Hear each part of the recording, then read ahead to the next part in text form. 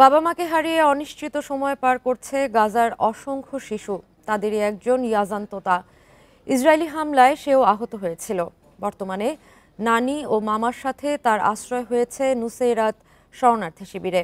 শারীরিক ক্ষত কাটিয়ে উঠতে পারলেও তার মানসিক স্বাস্থ্য নিয়ে উদ্বিগ্ন তারা।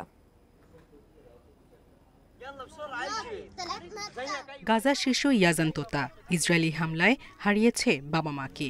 এরপর থেকে নানি ও মামার সাথে নুসাইরাত শরণার্থী শিবিরে থাকছে ইয়াজান। অন্যান্য শিশুদের সঙ্গে হেসে খেলে কাটছে তার সময়। তবে হামলার ভয়াবহ ঝুঁকি হয়তো সে আঁচও করতে পারছে না।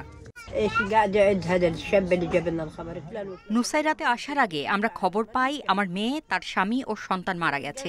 নিশ্চিত হতে ছুটে যাই। সেখানে গিয়ে জানতে পারি তারা ঘর হারা ছিল। সে কারণে ব্যাপটিস্ট হাসপাতালের পাশে তাঁবু বসা ছিল। সে সময় হামলায় নিহত হয় তারা। তবে তাদের মরদেহ দেখে আমি চিনতে পারিনি, কারণ মরদেহ ছিন্ন বিচ্ছিন্ন হয়ে গিয়েছিল। পরে জানতে পারি ইয়াজান বেঁচে আছে। বাবা মা হারানো ইয়াজান সেদিন ইসরায়েলি হামলায় আহত হয়েছিল। তার সে ক্ষত এখনও সারেনি। ইয়াজানের মানসিক স্বাস্থ্য ও তার ভবিষ্যৎ নিয়ে চিন্তিত তার মামা ওসামা।